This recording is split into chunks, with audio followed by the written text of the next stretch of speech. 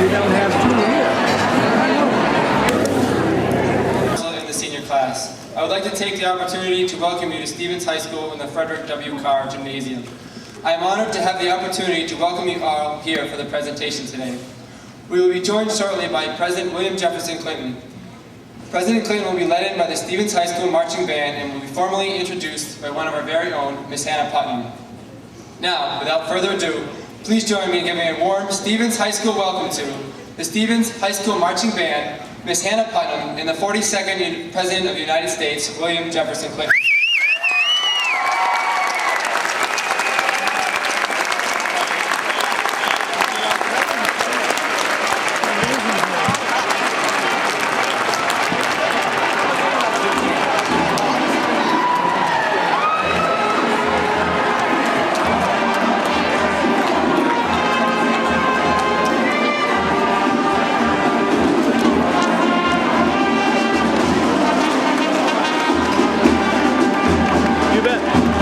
On your way?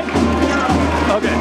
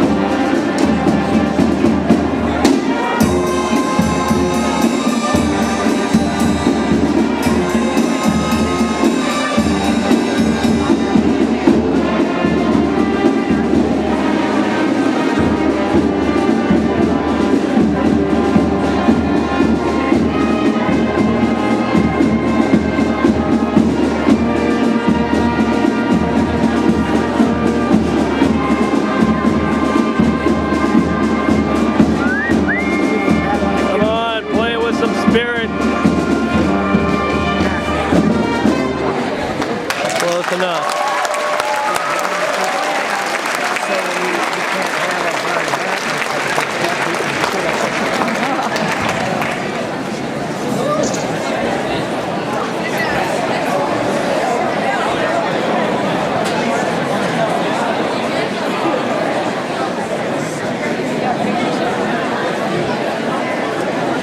All right, well, climax, anticlimax.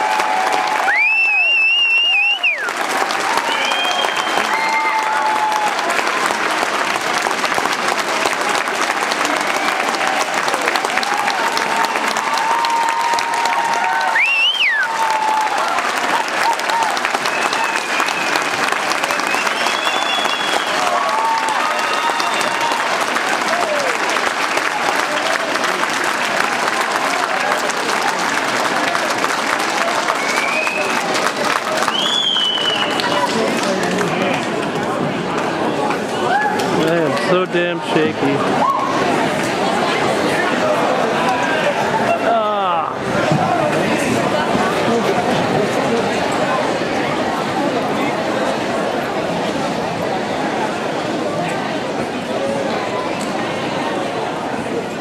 Good afternoon. My name is Hannah Putnam and I'm a sophomore at Stevens High School.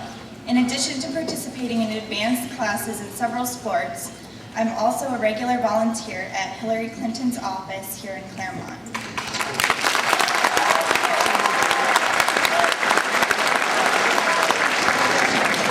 I may not be able to vote in the next election, but that doesn't mean that I don't care about what happens in our country. I know that things aren't going the way they should right now. We have a lot of tough issues to deal with. The next president will need to begin working on day one to make a difference. Hillary Clinton has the strength and experience to be that president. Hillary has been advocating for American families for 35 years, and she has a proven record of making real change happen. We can trust her to get the job done. Hillary has plans to address important issues that matter to me and so many others. She knows that we must reform our energy policy. As president, she will lead us toward energy independence, tackle global warming, and create 5 million new jobs in the process. She's also laid out a plan to deal with an issue important to so many of us in this room today, college affordability.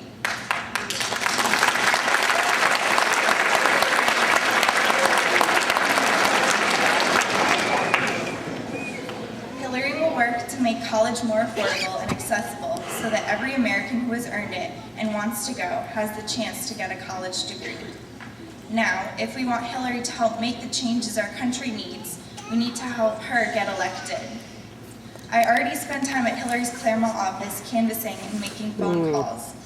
But today, with less than 40 days until the primary, I'm asking you to get involved. Please look around for one of you. She made such a good case, there's almost nothing for me to say. I should say, I agree with her. I want to say to all of you how delighted I am to be back in Claremont. I had some of the great and most important days of my campaign for president in 1992 here. And I want to talk a little about that in a moment, but first I'd like to thank Mayor Scott Pope for welcoming me here, and my longtime friend, Representative Ray Gagnon, without whom I probably could not have been elected president. Thank you for being here, Ray. Paul Couture, the principal of this high school, thank you for welcoming me. Superintendent Jackie Gillette, Assistant Superintendent Alan Dameron, thank you very much for being here. And I'd like to thank two of Hillary's most important volunteers, Doreen Roberts, a Navy veteran and volunteer for Hillary, and Randa Tenney, the manager of the Antrim Girls Shelter, and another one of our very important volunteers. Thank you so much. I also understand the senior class president, Will Ray, spoke before I got here, and he's going to the Naval Academy. And congratulations to you, and thank you for your service. I'm so bad at this. Ladies and gentlemen, Hannah gave a vote of endorsement on January the 8th. Since I left the White House, I have been to 90 countries. And I work now, except at election times, in a totally non-political capacity. Oh, every even-numbered years, the Democrats come get me like an old horse in a barn and see if I can make it around the track one more time and give a few speeches. But most of my life has not very much to do with politics now. And as I said, I've been to 90 countries. I sell the cheapest AIDS drugs in the world in 71 countries. We have over 800,000 people on treatment now. About a third of all the people have been added since we started.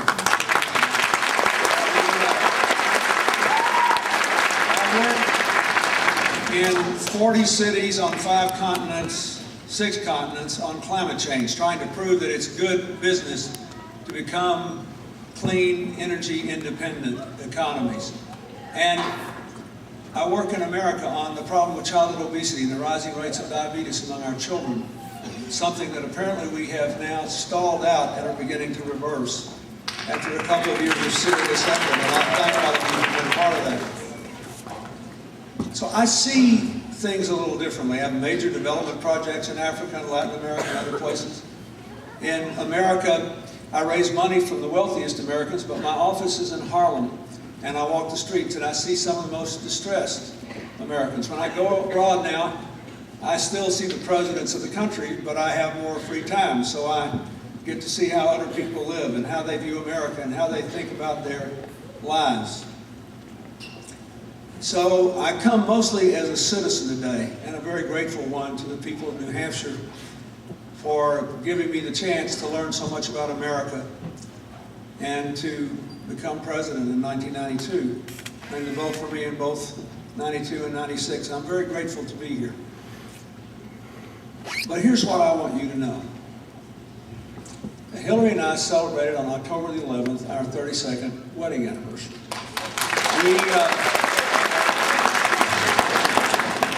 We have had an interesting, eventful, incredibly fortunate life. So whatever happens in this election, is not about us personally. The young people here may not understand this, but the older people will. There comes a time in your life when you hope you've got lots of time left, but you know you have more yesterdays than tomorrows. And when that happens, the thing you tend to care most about is that no young person dies or is derailed before their time, that nobody is denied the chance to live their dreams, that the kind of chances you had to build your life are available forever to Americans and increasingly to people around the world. We live in a completely interdependent world today, which is full of wonderful opportunities. But there are three huge challenges to your future.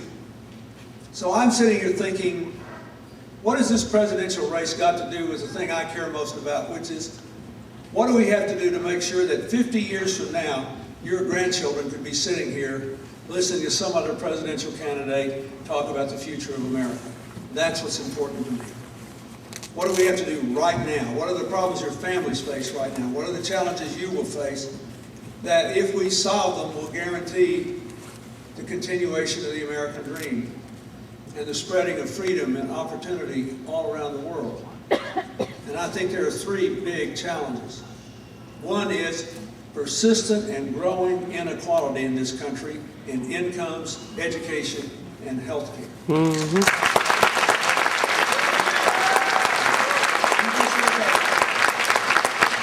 I'll just give you an example, and I love saying this because I never had any money till I got out of the White House. I had the lowest net worth of any president in the 20th century. When I came in, I was the lowest paid governor in America. I never made more money than my wife in a given year till I became president, and she stopped drawing on income. But when I got out, I made a lot of money. And I was pretty embarrassed to find out that even though the Bush administration didn't like me very much because I won 2 elections and changed the direction of the country, and they really didn't like it that it worked well, all of a sudden, once I got money, I was the most important person in the world to them. And they kept throwing tax cuts at me, even though they had to borrow the money from other countries to pay for the tax cut and to pay for our soldiers. We ran a big deficit, and the economy got in trouble again. So we're supposed to be in the 6th year of an economic recovery. Almost 100% of the benefits have gone to the top 20%, most of them to the top 1% of American earners. Boo. But median family income, the ones in the middle, and median wages, the one in the middle, not average, the median, the one in the middle, have actually declined against inflation in this decade. There has been an increase in the number of people working full-time falling below the poverty line. There has been an increase in the number of workers working full-time and their families losing health insurance. Over half of all the bankruptcies filed in America in this decade were because of family health emergencies. The cost of a college education has exploded. When we were in before, we added 13 million people to the ranks of those getting college aid. Biggest expansion since the GI Bill in World War II. And we cut the cost of student loans by $9 billion. The average student saved $1,300 repaying every $10,000 loan. The government, ironically, saved $4 billion because the students could afford to repay their loans. Now, in America, if you graduate in the top 25% of your high school class, but you're in the bottom 25% of income, your chances of graduating on time from a 4-year college are not as good as if you graduate in the bottom 25% of your class, but you're in the top 25% of income. That is not America. That is not good for our future, and we have to change that. Everybody needs to be able to go to college and get an education, or go to a community college, or a technical school, or a high school.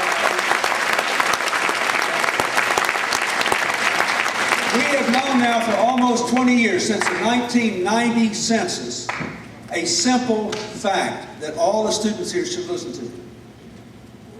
If you graduate from high school and you get at least 2 years of further education and training, your chances of getting a job with a growing income are better than 50-50. If you don't, your chances are less than 50-50. Why in the wide world would we spend this decade, when we have the best system of higher education in the world, making it harder for American kids to go and stay? It doesn't make any sense. And it has contributed, along with the crushing cost of health care, to greater inequality.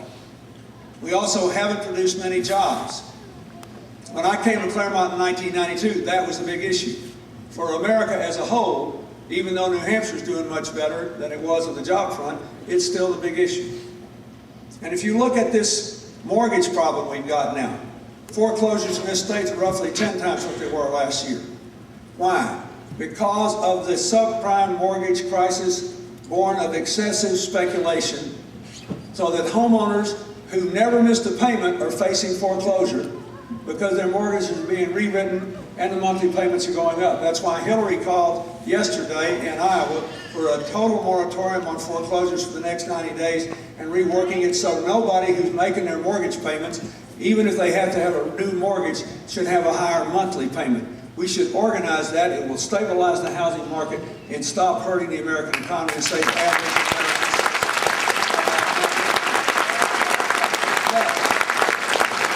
So we've got this big inequality problem. We also have a huge sustainability issue because of global warming. You notice Hannah was that's the first thing she mentioned. But it also contributes to inequality. In this decade, the only rich countries where the median incomes are going up and inequality is going down are the countries that made a serious commitment to a clean, efficient, independent energy future. I don't know about you, but I am tired of sending American money to countries that don't share our values and don't share our interests just because they've got a bunch of oil that we have to buy.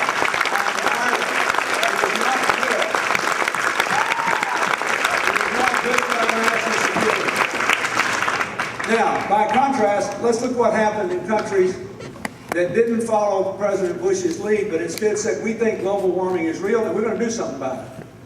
Tiny Denmark grew their economy 50% and used not one more watt of electricity. Zero increase in energy, all on efficiency. Then they reduced their greenhouse gas emissions by generating 25% of their electricity from wind. They'll be at 50% by 2025.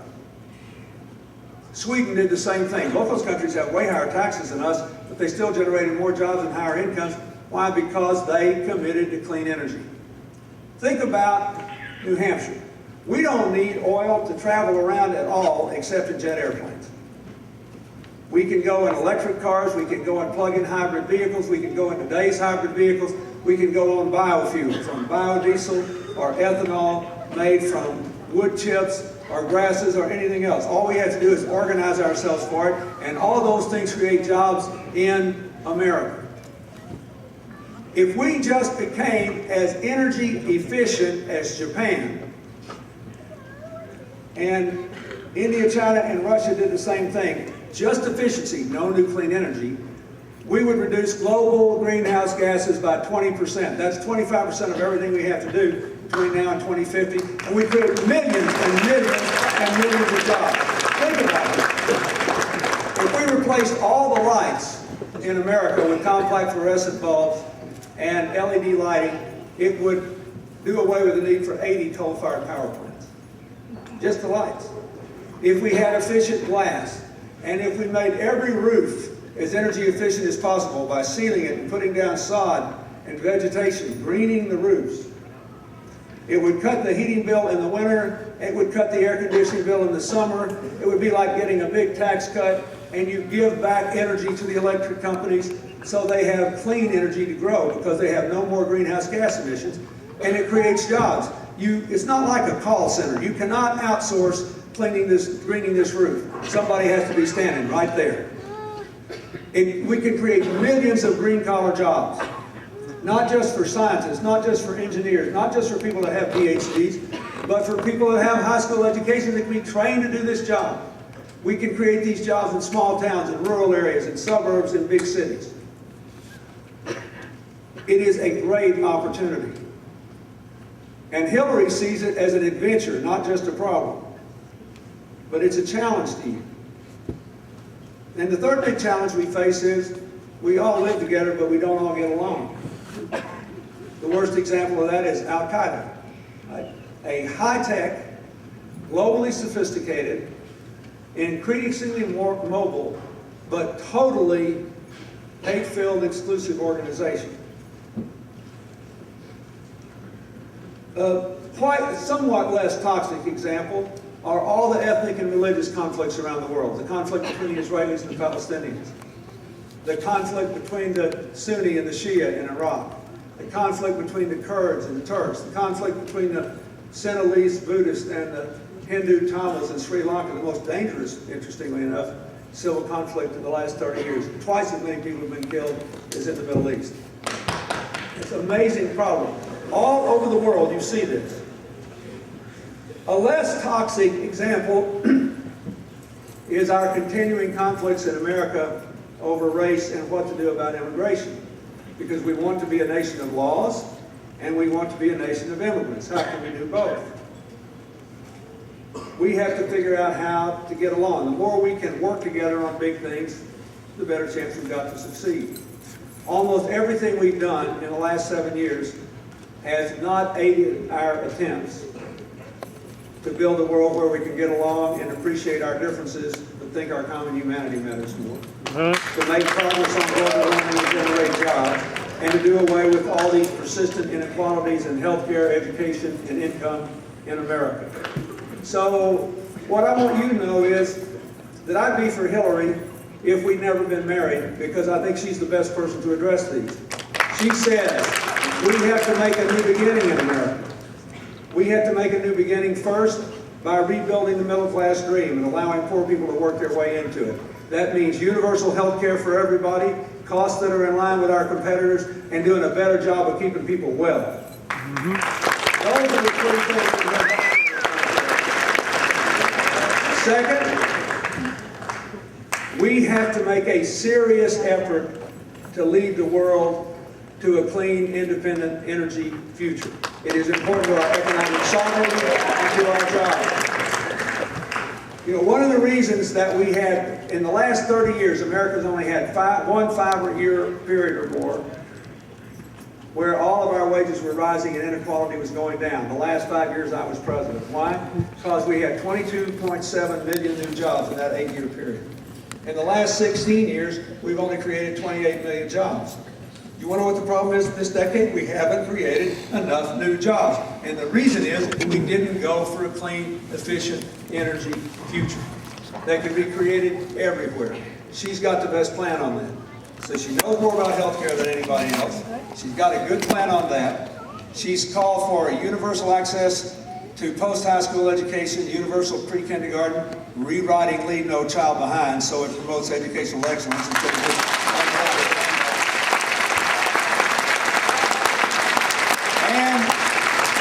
she's got an energy plan that gives us a practical way to generate jobs and reduce greenhouse gas emissions. And finally, she has called for reclaiming the future, making America the leader in science and technology again, getting the politics out of things like stem cell research, having scientific advances that liberate us from the old energy economy. This is really, really important. America has got to be an innovation engine. That's another important part of our jobs. In the last 30 years, about 35% of our economic growth comes right out of new discoveries, new ideas, creating new jobs. I'll just give you just one little example. When I was president, we finished the sequencing of the human genome. And we learned that already the primary genetic variances that cause breast cancer and recently diabetes, and we're close on Alzheimer's and Parkinson's. Now, as you find that out, then you have to figure out what to do about what you just learned. That will create millions of jobs helping people live longer, better, healthier lives. We cannot afford to fall behind in this race, and we need all the young people here to help us. And finally, let me say, nearly everybody is sick of the partisan divide in Washington, but the partisan divide in America is not nearly as big. The reason the partisan divide in Washington has existed so much in the last 25 years is that too often it's been rewarded at the ballot box because it's hard to figure out what's going on down there. But Hillary knows that the best way to end it is to give us all something to work on together. I'll just give you 2 examples. We cannot pass health care or energy reform unless we have some Republican support. Because of the way that Congress works, all the students, Civics 101, this is something I suffered from when I got elected president, because almost no Americans knew it. Here's the way Congress works. You can pass anything through the House of Representatives with a majority vote. You can only pass the budget with a majority vote in the United States Senate. Ray said, you know, we need more revenue sharing. We need more decisions made at the local and state level. I agree with that, and I supported all those programs when I was president, and Hillary supports them. But unless you put that in a budget, it can be filibustered. The filibuster allows 41 of the 100 senators to shut down anything but the budget, which means if you really want health care and you really want global warming legislation that generates jobs, you've got to vote for a president who has proven that, in this case, she can get stuff done with people in both parties. Since she's been there, she sponsored legislation with the Senate Republican majority leader when they were in the majority, Bill Frist, a doctor, to give us all automated electronic medical records. Now, let me tell you what the significance of that is. First of all, every person over 50 has had a headache at least one time in their life going to a new doctor for a new thing and having to sit there and be interviewed for 45 minutes about your medical history. And Hillary made me go to a new dentist a couple of years ago. She said, you know, my dentist is better than yours and you've got something big to do, go to mine. So I did. So this guy sits down and talks to me for 45 minutes about my medical history. I said, man, I'm 60 years old, I can't remember this stuff. I have really good records. I was president and governor for 12 years. I have good medical records. Why shouldn't he just be able to access them? Instead, we added about $1,500 to your medical bill, sitting there having a conversation where, for all I know, I didn't even give accurate medical information. We could save, listen, $80 billion a year in administrative costs and unnecessary procedures with electronic medical records. That is 80% of what we need to give health insurance to every man, woman, and child in this country.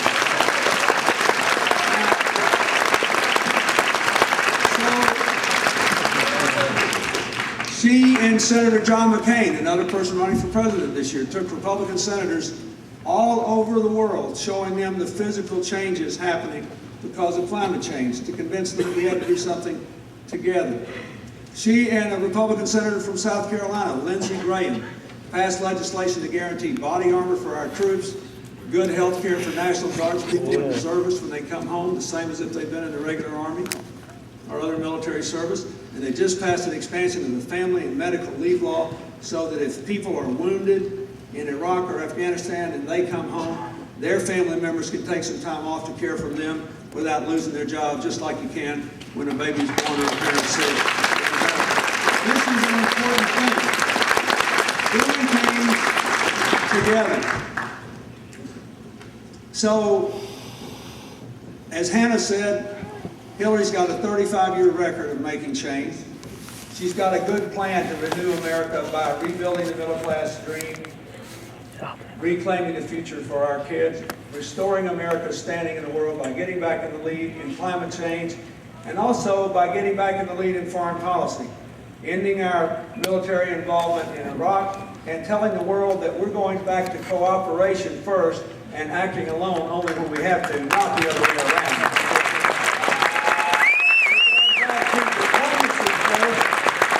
Force is the absolute last resort, not the other way around. Yeah. For all these reasons, I think she should be the next president. But there's one more thing I want to tell you. Because the longer you stay in public life, the more you have to deal with what other people say. On our wedding anniversary in October, I got a call from a man who was one of my college roommates. We've been friends for 43 years. So he said, here's my wedding present, my anniversary present to you. He said, I want to go to New Hampshire and go door to door for Hillary. I said, man, we're 61 years old. You still up for that? And he laughed and he said, yeah. He said, I read all this stuff in the press, and he said, it really stings me. He said, I've never known anybody who really knew her, who didn't like her, admire her, trust her, and want to follow her wherever she thought way ought to lead. And she said, I want to look people in the eye and tell them, this is somebody I've known for 35 years. We just had 75 people from Arkansas come all the way to New Hampshire to campaign for her. A lot of them don't have much money and really couldn't afford to make the trip. But they came here for her just like they did for me, and she hasn't lived there since 1992 because they know her, and they trust her, and they know she can be trusted to lead this country. We have people in Iowa today from Illinois where, interestingly enough, she's only running a couple of points behind in the polls. She did very well. She's doing very well in Illinois. Why? Because a lot of these people know her. And that's what I know. And this is really important. You got to have somebody as president that you know every day is pulling for you. This is something I know about the job. It's easy to get isolated as president. It's easy to believe your own press releases. I mean, come on, think what it's like to be president. You know, first they play a song every time you walk in the room. They play Hail to the Chief. I was lost for 3 months after I left the White House. I never knew where I was when I walked in the room. Second, you never wait in traffic. Don't get bogged down like I did coming up here. And you live in America's finest public housing. Your airplane is so cool they make movies about it. And they won't even let you punch the buttons on your own elevator. I mean, you know, unless you are rooted, you could get to thinking you are somebody. But when it's all said and done, the only thing that matters about being president, like any other position of public trust, is whether the people who sent you there are better off when you quit than when you started. Whether children have a better future, whether America is leading the world again for peace and prosperity, whether we're going in the right direction, always making our new beginnings. That's all that matters. The rest of it is all fluff. I actually feel bad for all the Republican as well as all the Democratic candidates a little bit right now, because I read about 10 days ago an analysis of the press coverage of this campaign, all the candidates. And here's what the analysis said. 1% of the coverage has been devoted to their contributions to public life, to their records. 1%. 15% to their life stories, that's fair enough. We're all interested in that. 17% to their proposals for the future, and 67% to pure politics. The stuff will be gone with the wind. It won't amount to a hill of beans within a week or so. So I say all this to you to say that there's a reason all these people from Arkansas made their way to New Hampshire. There's a reason all the people from New York, our home state, are coming up here. There's a reason all those people from Illinois are going down to campaign in Iowa. They know her. When Hillary ran for re-election in 2006, she carried 36 of the 40 counties President Bush had defeated John Kerry in New York. All of our rural agricultural counties. And I got to go campaign for her. And it was a real hoot for me. They always send me to these places, you know, I'm great in these rural areas. I know one end of the horse from another. I know about crop cycles and stuff. So I'd be up there talking to these crusty old Republicans. I had conversation after conversation that went something like this. Well, I never thought I'd vote for a Democrat. I sure never thought I'd vote for her. But I guess I'll have to. And so I'd say, well, why? And they all gave me some version of this answer. Because she is the only person who ever did anything for us. Other people come through, have their picture taken, they're perfectly nice. She'd come through, have a meeting, sit down, listen to us, be the last one to leave, make commitments to do something, which she always did. That's what you needed. And let me just tell you one other story. About 2 months ago, I was home in Chappaqua, New York, and the phone rang, and it was a college classmate of mine from Nevada. He's a very good friend of mine. And he told me, he said, I'm bringing 2 friends to New York, and we want to play Donald Trump's golf course. He said, now, Bill, it's only 10 minutes from your house, and you used to be president. Surely you can get us home. I said, yes, I can. And I said, the operative phrase there is used to be, and I'm not running for anything. I'll go play with you. So I haul them out there, and because it's a hard course, I got them a caddy. We played the first hole. The other three guys walk off the green. Then for the only time in my entire life, I was physically restrained on the green by a caddy. I felt this vice-like grip on my arm. This guy said, "Wait, don't go. I may never get another chance to tell you this. You don't know me, do you?" I thought, what do I do to make this guy mad? I said, "No, sir, I don't." He said, "That's because I'm not really a caddy." So I said, "Is this guy a comedian, a terrorist? What is this guy?" And he got very serious. He said, "President Clinton," he said, I do this job to supplement my income.